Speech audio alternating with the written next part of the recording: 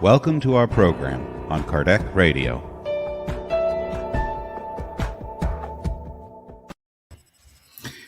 Hello, everybody.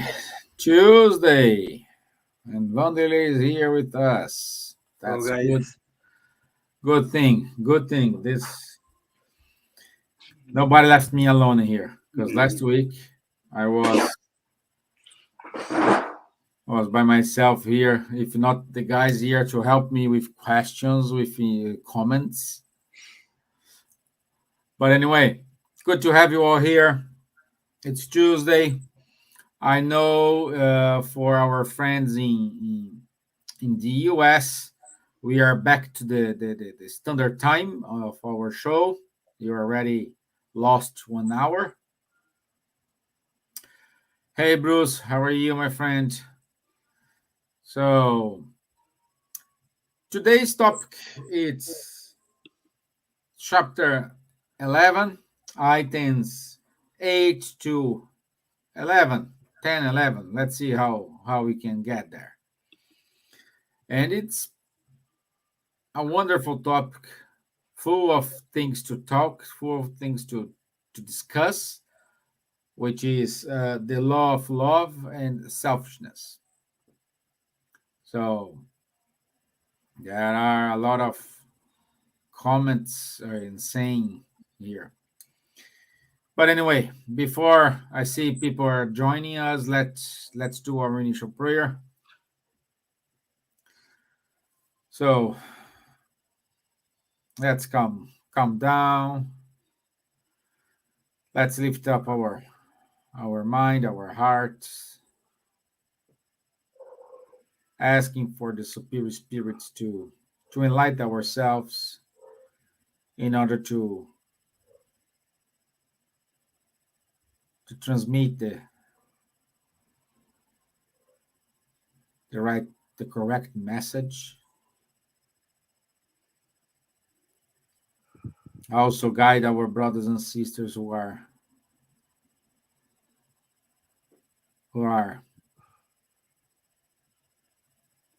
with depression, anxiety, or they are sick.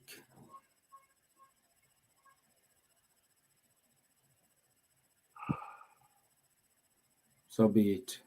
Amen. Okay, so the law of love. And I like the way we have this explained here in the chapter 11, because it shows the not hierarchy, but how is the evolution until we reach the sentiment of love. Because at the moment we were created, remember, we were created simple and ignorant. Ignorant in terms of knowledge. So if you are with zero knowledge, it means we didn't have ability to judge, oh, this is right or this is wrong. We will act as instinct. Okay? And also when we are getting more knowledge, we will change a little bit this instinct to sensations. Okay? Time pass by, we will develop these sensations through a sentiment. And the most delicate of the sentiment, it is love. We simplify here in 2 seconds. Something happens perhaps in years, centuries, millions, billions, whatever, We just say because this takes time. And this is amazing because in my mind, it makes sense. It's like when you go to school, we cannot give like a equation, a difficult equation for someone who is just first year of the school. They don't know what to do. How we can say, oh, you must love, for someone who doesn't know what is love, or they didn't feel being loved. So we need to go through these experiences in order to evolve, in order to acquire these moral values and move on. So we need that, which, by the way, goes against of the man, the fall of the man, because the theory of the fall of the man is the man was perfect, they sinned, and because this they fall. So this go against that theory as well.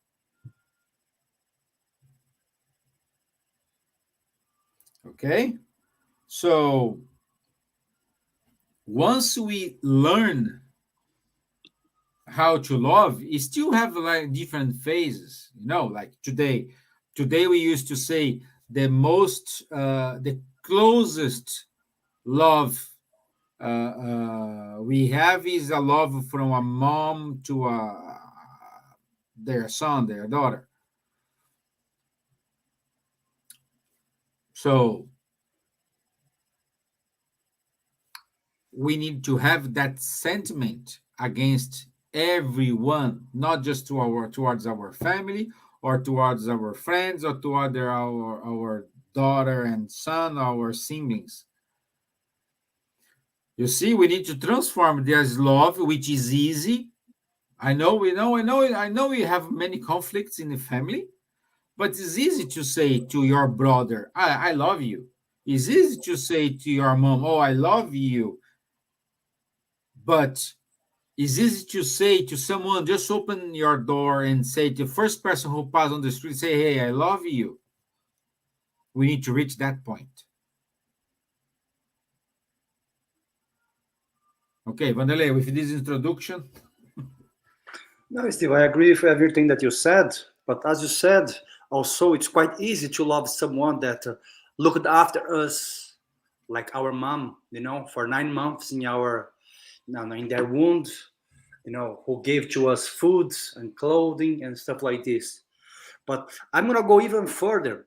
It's easy to say to someone that you love that person, but can you act in fact with love towards that person? Because we have this habit nowadays, oh, I love everyone, love is good.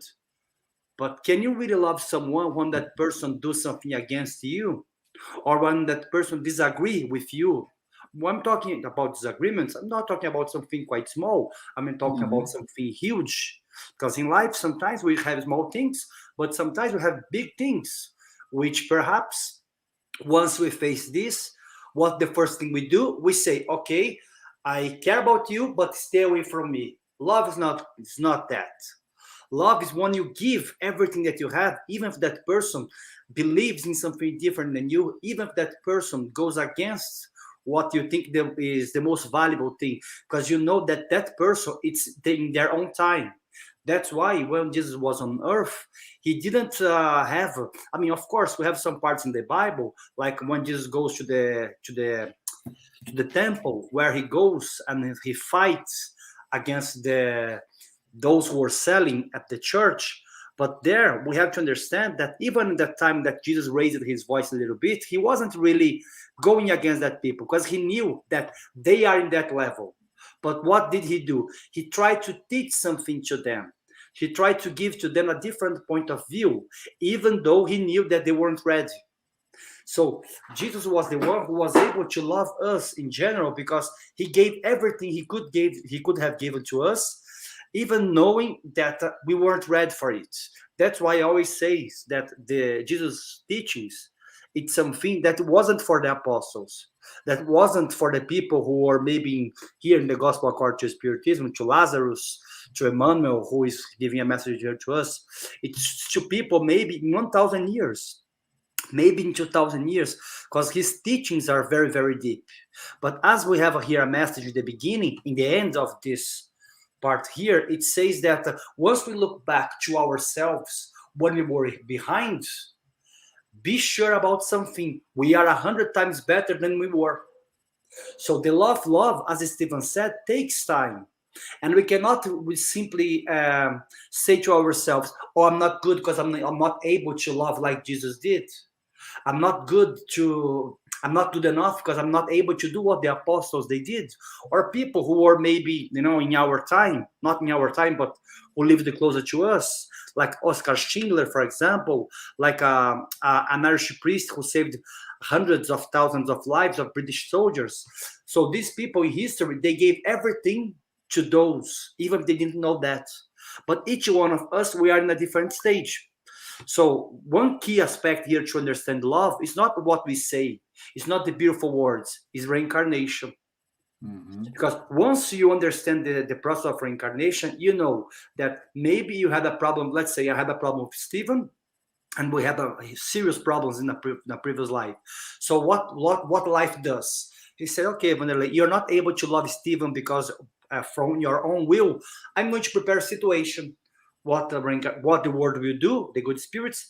Okay, now Steven's gonna be your son. Once you see that little baby, you won't be able to really don't love. Of course, we have parents who perhaps they hurt their children, unfortunately. But most of the parents, they're gonna be able to love that kid. And maybe the next life, during that life, and even in a next life, they're going to start to be able to tune a little bit that love. So reincarnation is the key aspect here for us to understand love, because without reincarnation, there is no chance for us to reach that supreme love which this message talks about, the supreme love which Jesus spoke in the Bible. That's why you need time, we need persistence, because love, as they say here in the message, is like if you're going to go to the gym, you need to go and build your muscles. If you want to make them bigger, love is the same.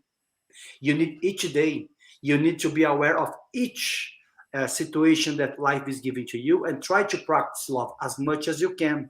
Maybe you're not able to do like Stevan said, open the door and say, I love you. But once you open that door, you're not going to hurt that person anymore. Maybe you're going to say, good morning, how can I help you? Because before, instead of opening and saying good morning, people, they used to go open the door and hurt the others.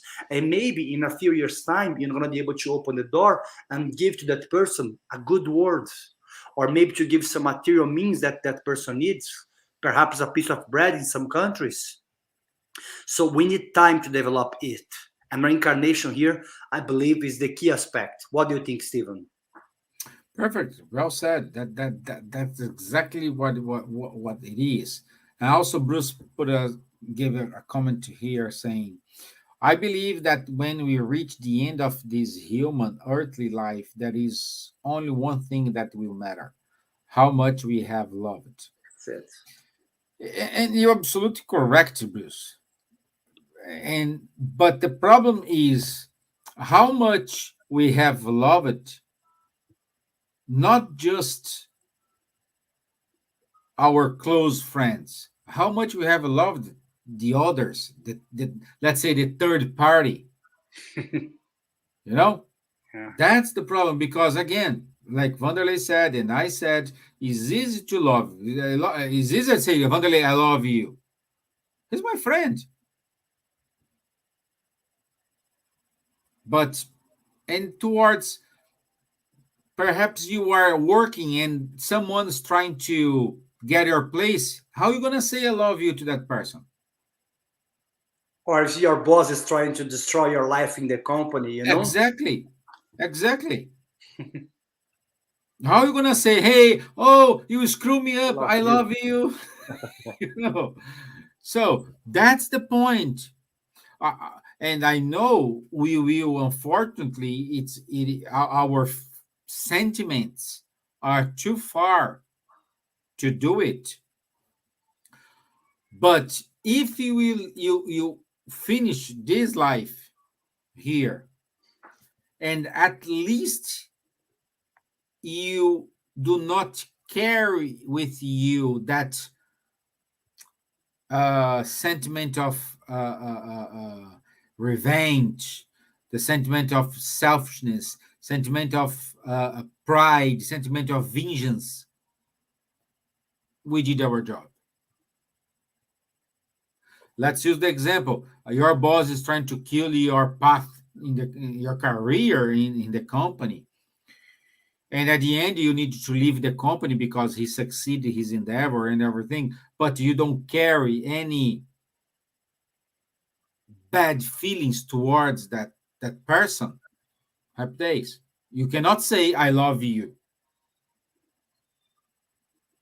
But if you cannot carry that feeling, it is a good step.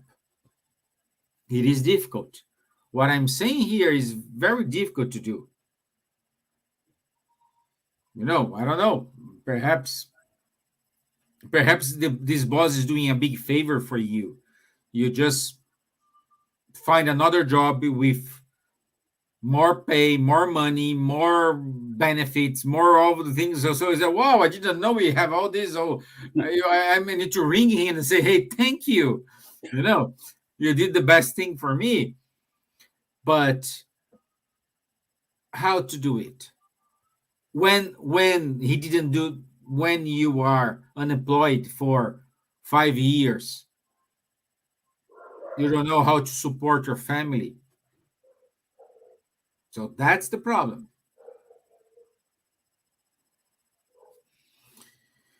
Let's see what Robbie says to us. We need to reflect that we are responsible for our thoughts.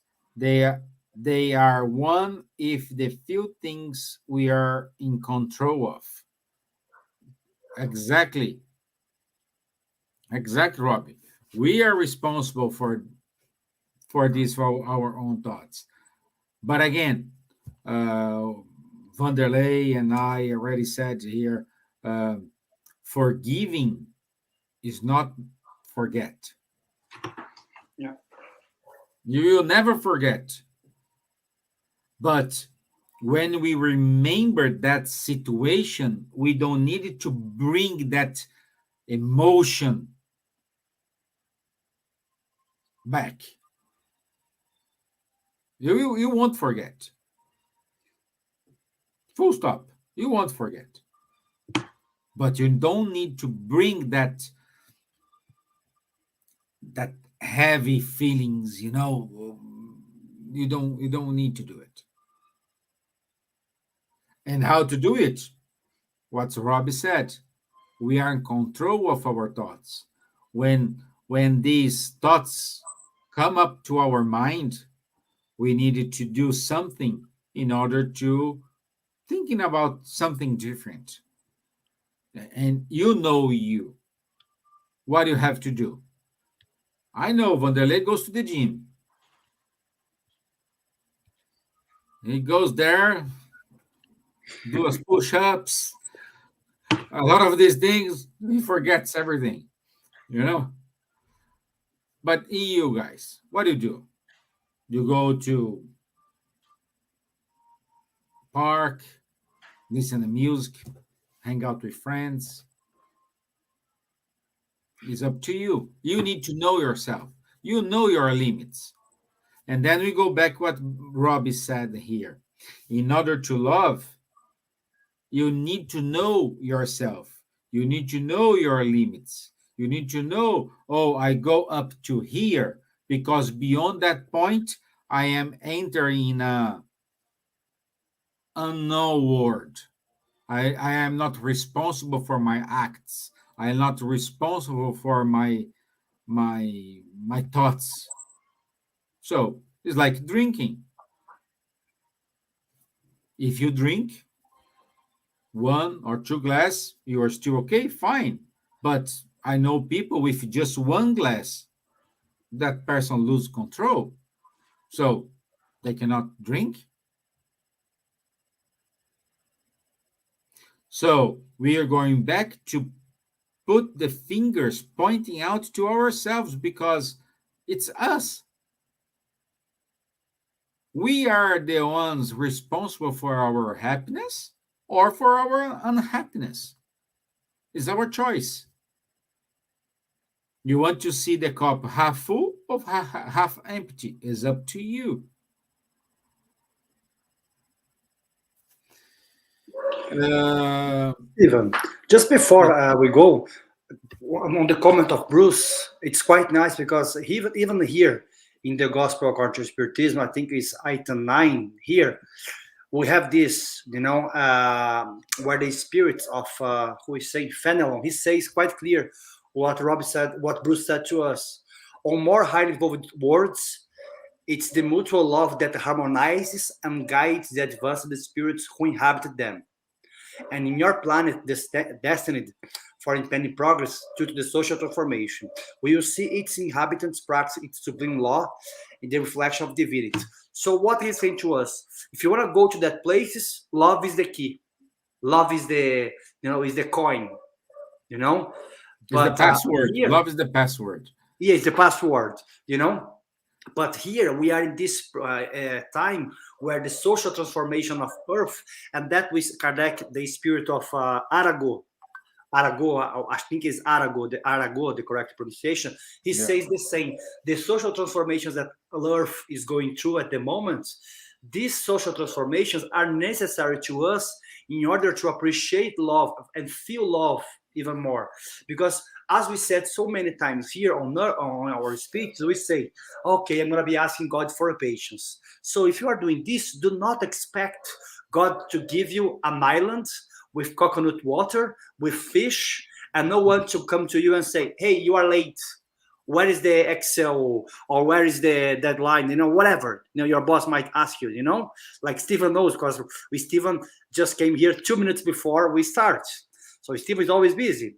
He has 2 wonderful daughters who demand a lot of time of him. So he knows what I'm talking about. He's always busy. So if you're asking for patience, do not expect an easy life. It's the same for love. Once you are in the spiritual world, we say, I would like to experience love. I would like to practice the law of love, because I know that, because here, once you are in the spiritual world, you have more knowledge. Your brain, spiritual brain, your soul, your spirit is quite open, that you know that for you, in order to progress, you must learn how to love. So then you say, okay, I want to practice love. Okay, you want to practice love, Wanderley? Good. I'm going to give you some nice situations. So do not expect to come to us and say, oh, I'm going to find a beautiful girlfriend who's going to give everything to me. I'm going to find wonderful parents, nice brothers and sisters. Oh, I'm practicing love. Forget it. They're going to give you a difficult relationship. They're going to give you a difficult relationship at work. They're going to give you perhaps difficult family. They're going to give you situations where you are able to put in practice your will of learn how to love. So everything which is difficult, like Stevan was saying about the gym, yes, I like to go into the gym because I like to practice to feel healthy. But if you want to grow our spiritual muscle, we need practice. Like they say at the gym, no pain, no gain. For the spiritual world, it's the same, guys. So if you don't really face difficult situations, you're not going to be able how to learn how to love. You see Paul of Tarsus. We always talk about Paul of Tarsus here. I know, guys, sorry about this, but we love Paul. Peter, for example, also, they wanted to practice love, but how they were able to practice love? Even if they were able to meet Jesus in person, Peter, not Paul, because Paul didn't meet Jesus in person.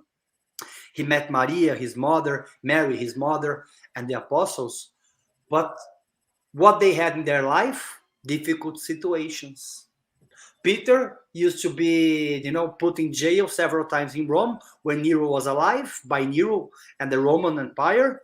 Paul was stoned so many times. And in these situations, they didn't say, okay, tomorrow I'm going to get you. You hurt me today. Watch me for me tomorrow. No, what they did, they said, it's okay, brother. If that's what you're able to give to me, what you're able to give to me is a stone in my head, that's okay. I still going to care about you. If I'm not able to love you yet, I'm going to pray for you. So what they are trying to say to us, if you're not able to perhaps to love in full, Try to don't, as Stevan said, try to don't act in vengeance. If I'm not able to say to my boss, oh, my loved boss, I love you so much. Instead of saying this, once you are there, quiet. Do not send powerful thoughts against your boss. Do not say that names that we always say, I don't know, talking about his mom, for example. Do not go that path. Try to give to that person good thoughts. When that person comes to you, try to be nice. Is it difficult? Oh, yes. I know. Because sometimes here, me and Stevan, once we're If it off, wasn't difficult, you will not be here. that's it. Sometimes we have our arguments here, which is okay, because we disagree in so many things. Thank God we agree more than disagree. But that's it. It's not because I disagree with Stevan that I'm going to go and try to do something against him. Okay, I disagree. But it's easy because Stevan is my friend. It's the same with someone in the traffic. It's not because that person does not allow me to go through that I'm going to be fighting with that person. It's easy to be said, much harder to be done. So, be careful. What I'm trying to say is be careful what you ask. Because if you ask it too much to experience love 100%, you will be able to, you're going to have the chance. But the question is, are we able to really practice that, to take that chance and say, I want to do it? Because most of us, we say, oh, I want to love, I want to practice love, I want to practice charity. But sometimes once we have something, we do not share, even with close people that we have. Imagine with strangers. But we come here in the Spirit Center and talk about charity. We talk about love. We talk about forgiveness. So take that chance. But like Robbie said, we have to be responsible for our thoughts. I agree. But also by our action and our words, which is even more difficult, I believe. Yeah, and this comes here. There is at the end of item 8, Lazarus, the spirit who dictate this paragraph says, all the riches of the future depend on the present labor employed, which will earn much more than earthly goods, for it will offer glorious elevation. Yeah.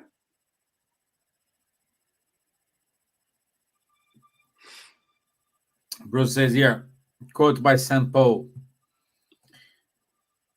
I no longer live, but Christ lives in me. Oh, This yeah. is the let's say the goal. Yeah, that's the high stage. Yeah. Exactly. This is the goal. Like Paul, let's use Paul. He was stoned. He was robbed. He was walking miles and miles. Like while people, oh, let's take the boat here and go to this way. And he said, oh, how many cities, how many villages I have if I walk from here to there? So if I have this way and I can teach Christ's teachings on this way, I will pick that way. And which way most of the times we choose? The shortest way. Oh, we love shortcuts. I love shortcuts.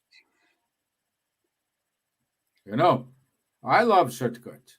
As a analyst here, I try to find the best way. Oh no, let's do here. That Paul, no. He didn't care if from going to one village to another village, if he needs to transpose rivers, goes to higher mountains. He doesn't care. That's why Christ lives in me. So I hope one day, and I know one day, we will say, now Christ lives in me.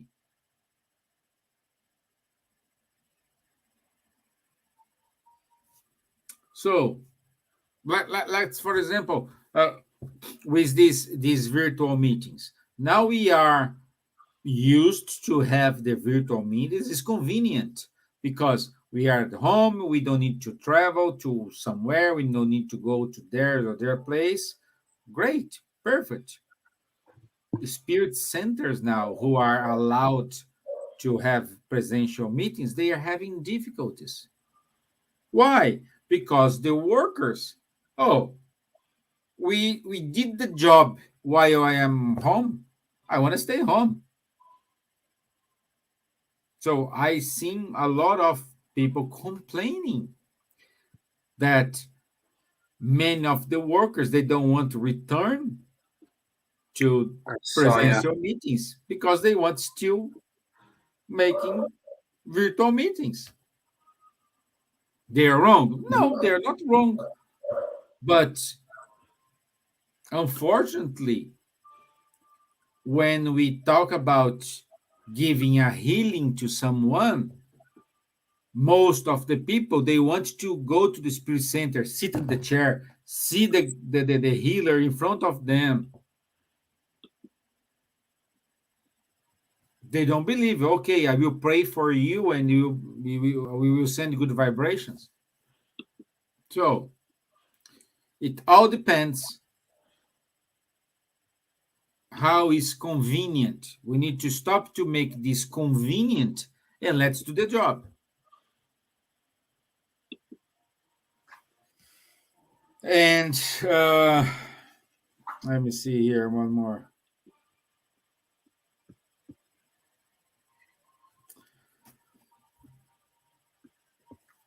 I like this word here. They say this seed will develop and grow together with morality and intelligence, repressed by selfishness.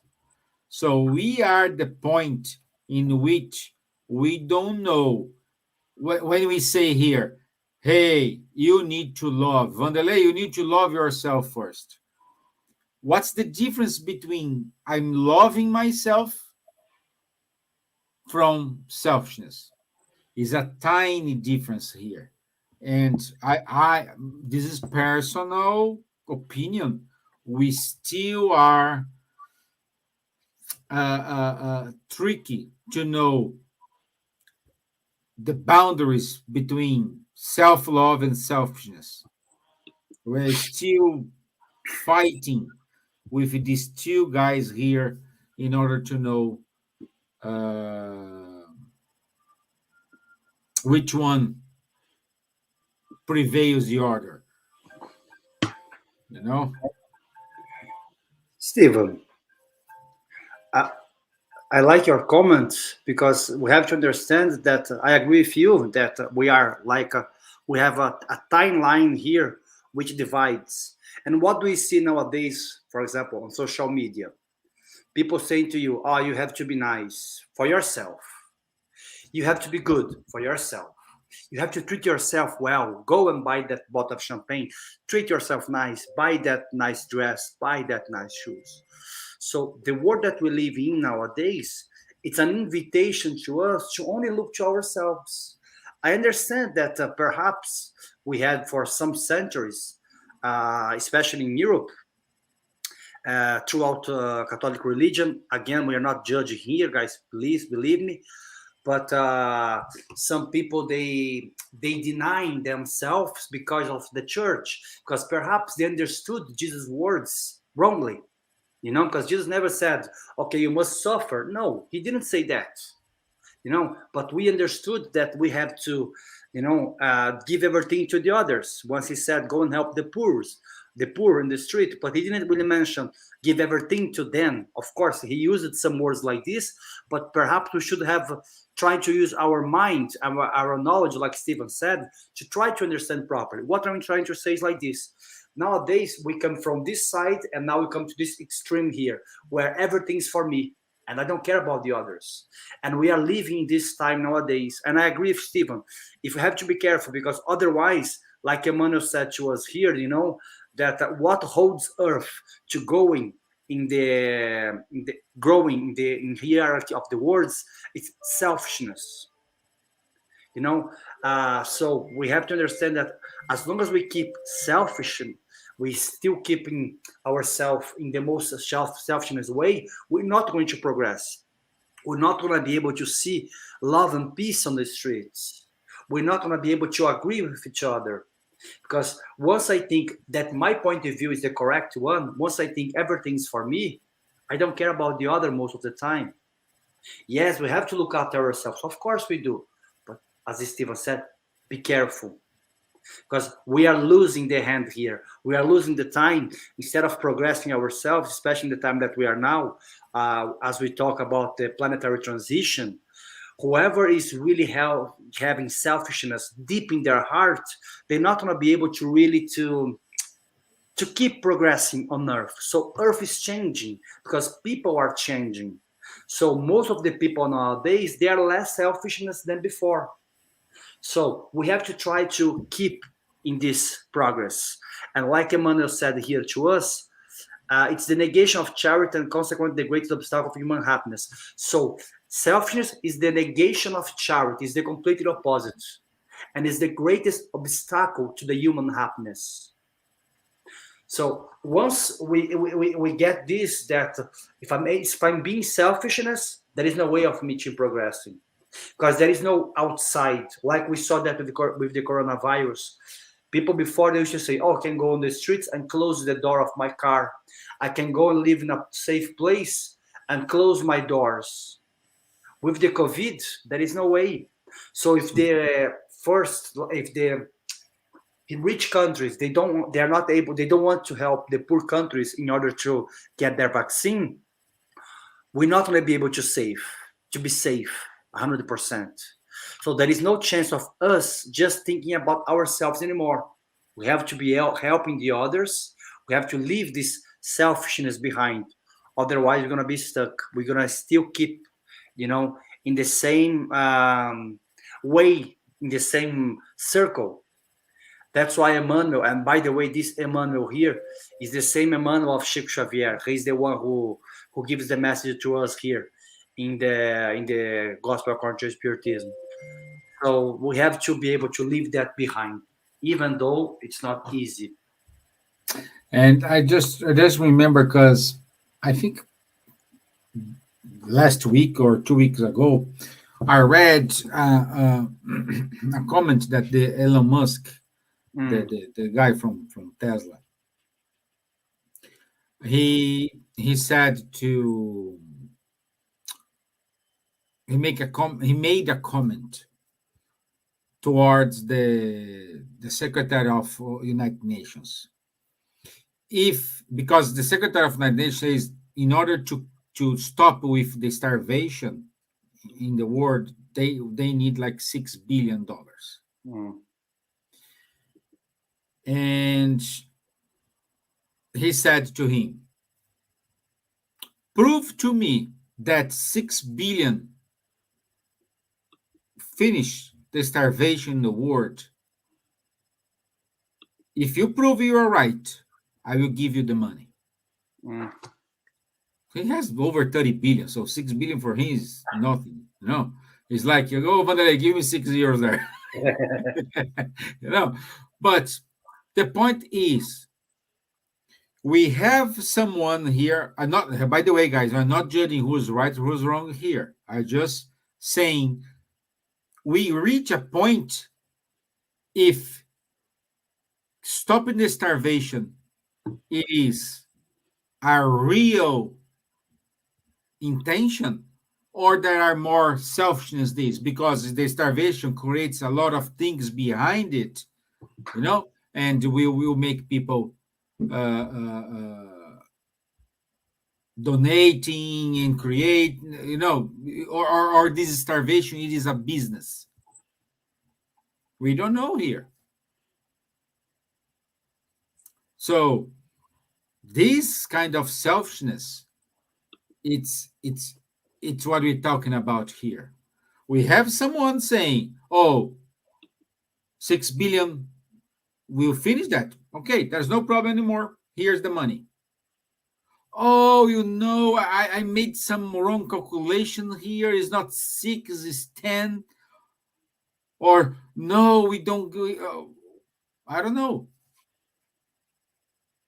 So this is to prove to us, this exercise I said here is to prove to us how selfishness we human beings we are.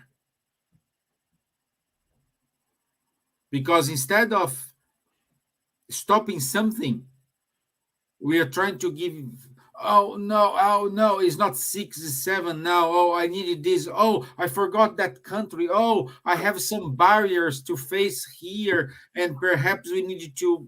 No, we need to stop this. We need to act as joint forces. We need to act towards the benefit, not just my personal benefit, to someone benefit. While we were discussing this, I think stopping the starvation in the world is far away. This is just an example. Happened like 2 weeks, 3 weeks ago. I don't know what's the end of the story. I don't know if the guy already proved it. I don't know. I just read an article and this caught my attention.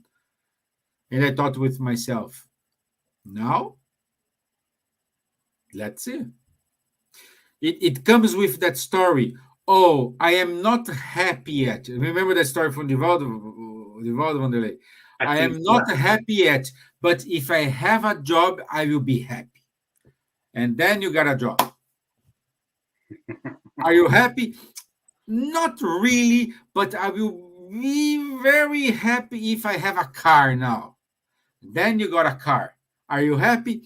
Well, I will be happy now if I have someone to share my life. I'm feeling alone. I need someone to love me. Then you get someone to love you. Are you happy? Well, I have a job, I have a car, but I don't have where to live. I'm not quite happy yet because I do not have where to live. Now you got a house. Are you happy now? Well, now I have a house, I have a car, I have a job, I have someone to love me, but I need kids. Kids bring happiness to my family.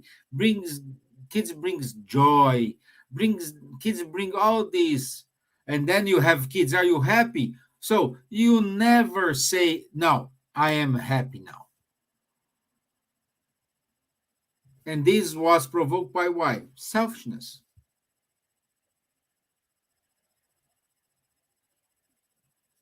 Because it's always me.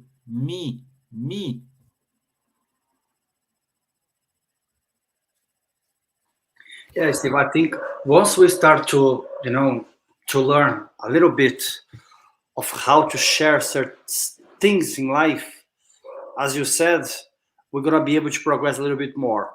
But that's the thing. If we don't do that by our own free will, life will give to us situations where we're going to be forced, on doing that. So such situations could be a difficult situation, like we have the COVID recently, we still are having, perhaps that could be, I hope not, but we saw that in history, some difficult situation between 2 or 3 countries, where they may have a difficult time, to do not say a war. That's what something which I don't hope, because in this time, in these difficult times, humanity starts to find ways of sharing, because they understand, as we said before, that if I don't help that person, I'm not damaging that person, I'm damaging myself also. If I don't help that person, I'm going to be in trouble. So I have to be nice. But of course, instead of doing that by force, why not try to observe, to watch the surroundings and say, okay, how much do I have today? I have 10, just for example. Okay, do I need 10? No, I need 6. What should I do with that for? Okay, I want to be thinking about the future. I have to save for my future. Some people, they say, okay, but if I take that 4 and save 2 for my future, how about if I share too with the others. I'm not giving everything I have, but at least I'm trying to help someone who has much less than I have. Like in the Gospel according to Spiritism, I think the message of St. Louis, he says to us that the leftovers of a rich man, a rich person, would be able to, to end the hungry of some the poor. Of course, he's talking about his time, when he was living in France. So he's saying basically, whatever we have left, we could, like you said, we have Stevan give this example now. We could support the world, but do we really want doing that? That's the main question. And we have to be honest with ourselves. Because sometimes we think, oh, I want to finish the selfish in the world. Do you really want? Because it's so nice to say that in speeches on Tuesdays, Thursdays, or Sundays. But once you have the chance to be less selfishness, do you take that chance? Do you really try to do your best? Because most of us, we don't. Most of us, what we do, we say, I have a next, especially us in the Spiritist movement, I have a next explanation. The shortcut. We take the shortcut. We take the shortcut, or we say, I have tomorrow, I have, another day to do it. I recommend everyone to be, I'm going to even add the link here. There is a beautiful history from Dostoevsky, a Russian poet, who talks about Martin, the shoemaker. Once he finds situations where he could prove that he really wants to be charitable, where he really wants to leave his selfishness behind. And once he really wants to do it, in this history, in this poem, I believe, they gave to God, Jesus in this case, gave to him the opportunities, and he took the opportunity. So he understood that, okay, I want to do it, I'm having the opportunity, now I'm going to do it. Most of us, we say, I want to do it, I have the opportunity, but not today, tomorrow. Today I'm busy. I need rest. Yeah, I need rest. I'm a bit tired today, So I'm going to add this link here. It's in English, it's a beautiful history from Dostoevsky, beautiful story from Dostoevsky. But it's what we really want, the spirits will give to us the opportunity. Then we're going to have to try our best. Go ahead, Steve. I have some noise here. Just a second, guys. No, we don't hear anything. Yeah, but that's exactly what Wanderley said.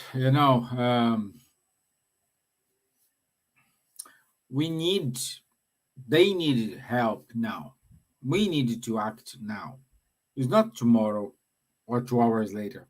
When someone asking for help, they need the help at that moment. And what we do have a portion of people they help straight away. We do those, hang on, I'll be back, hang on. And the others, I can't. Tomorrow I can, but today I can't. Unfortunately, today I am busy, I can't. So we needed to understand how to balance these, because it's valid. Perhaps that person that day, they really can't.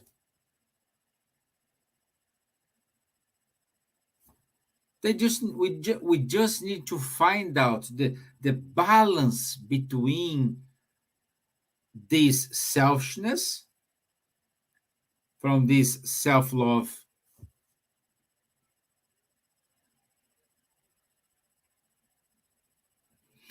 Let's see what Rob is saying here. We have all we need for our progression. The question is whether we take advantage of the opportunity provided. Perfectly. That's it, Robbie. We have everything. We have everything. I don't know. There is a say we used to tell. I will try to explain the meaning. Perhaps you may have this in English, but I don't know. Like when you want to teach someone to do something, you are saying this, oh, you need you need to teach how to fish. You need to give the string, and you need to give the line, and give this to that person, and that person will go and fish. Instead, you go fish and bring the fish to them. Yeah. Let's say differently here. You want to make a bread. You have to you say to that person, oh, here we have yeast, here we have the eggs, here we have the flour, and here we have the water or the milk. Mix up everything, put in the oven, and then you have a bread. Instead of you go, you bake the bread and give the bread already made. So what that person learned, they learned how to do the bread? No, they didn't, because you gave the bread already done. So it's us. We have all the ingredients to bake a cake. But what we are doing with these ingredients? And it's our choice. Then we go back. What I think was Bruce. Bruce, he said, no, it was Robbie. We are responsible for our thoughts. I would say we are responsible for our acts. For everything It's up that to we you. do, we produce. Hmm? We are responsible for everything that we produce. Yes, everything. So, and when things go wrong, what are you gonna do? Oh, God doesn't love me. Yeah. Oh, because I have that guy in my work, he's jealous of me, of my success. Oh, I have this guy here, my neighbor, he hates me. So we're starting to find, or we start to blame others instead to say, hey, I use those ingredients wrongly. I totally screw up. I couldn't mix. I didn't mix well. I was in a rush. I put in the oven, and at the end, the result was nothing. But we blame, oh, the oven was not the right temperature. The quality of the egg was poor. The flour, wow, that flour is out of date. But we never blame, say, hey, it's my responsibility. It's me here. I did wrong. I was lazy to mix that up correctly. I didn't inspect if the oven was on the right temperature.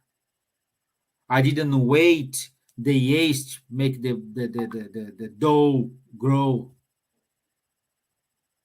It's you. And that's what we're doing. We pick a lot of people to blame.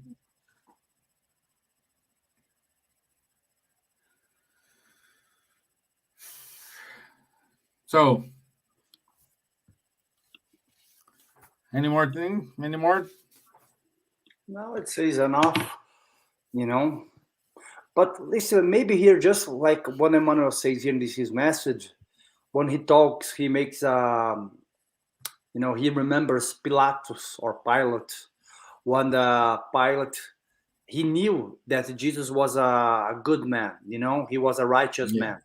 But even though he allowed the others, to crucify him, what he's saying, basically what Stevan is saying to us here, okay? Okay, we know, that things at the end of the day, it's our responsibility. We could, a lot of times, interfere and do something good. But what is even worse of doing a mistake? Because perhaps you make a mistake trying to correct, to do the correct thing. But once you just wash your hands and say, I don't care, it's not up to me.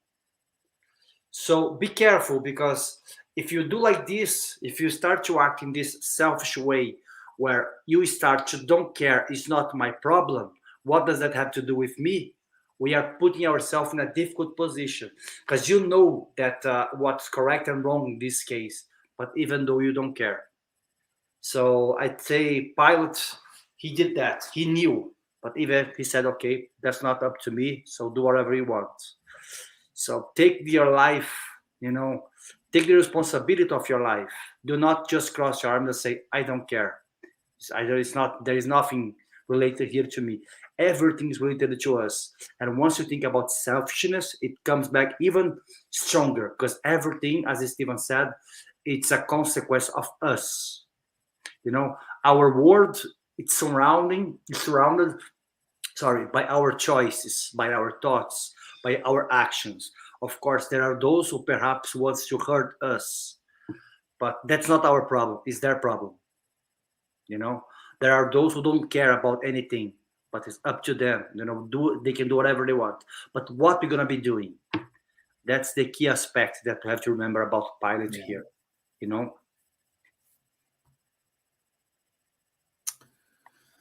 Great. And with that,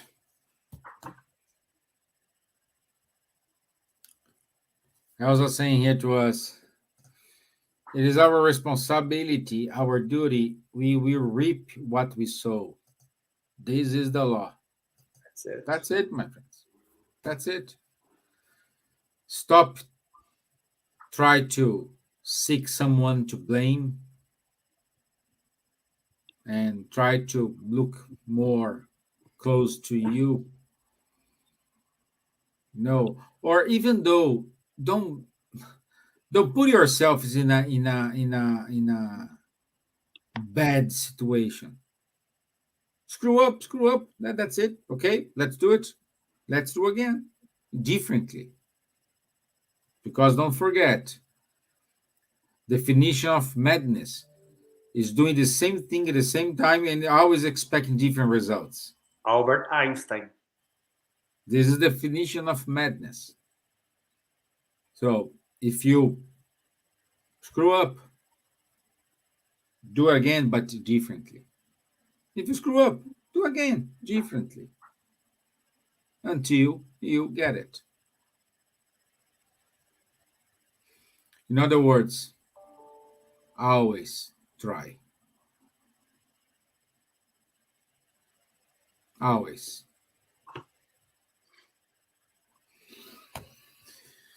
Okay. Wanderley, can you do the final prayer? Sure. Okay, guys. I'd like to invite you to close your eyes if you feel comfortable doing that. Let's take a deep breath. Let's be thankful for the time that we have here among friends and the good spirits. While we have the chance to enlighten our minds, at the same time trying to share this knowledge, this wonderful knowledge brought by these spirits.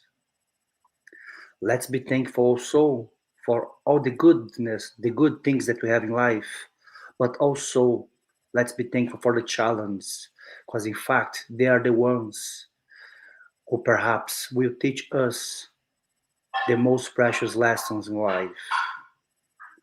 Let's not forget that Jesus never said to us that life would be easy, but he said that to us that if we follow his path, he would make our burden light. So let's grasp his teachings each day a bit more in order to us to become better people, better spirits, better people in society to one and another. Let's not forget that the time that we have here is limited. Let's not forget that here is the chance that we all asked before in order to progress. Life is not a game. We are not here by chance. But at the same time, we are here to help one another. Thank God for the times that will challenge us. Thank God for everything that makes us challenge ourselves, asking ourselves, am I doing the correct thing?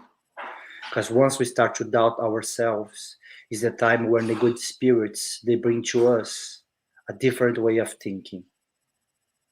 So for those who are in despair, who are in need, let's not lose our hope and our faith. And let's remember that Jesus said to us that he would be with us until the end of times, as he is right now. Thank God, and so be it. Amen. Okay, so thank you. Now in 15 minutes, we will have our guys from SSL, Spiritist Society of London, the Guilherme Diaz and Rafael Caldas talking with the Time to Talk. So keep online and watch them. And also, oh, Leah, you are here, my friend. Good to have you here. You didn't say anything, but thank you. Okay. Guys, have a nice day. I'll see you on Thursday. And stay tuned. Okay. Bye-bye. Hi, guys.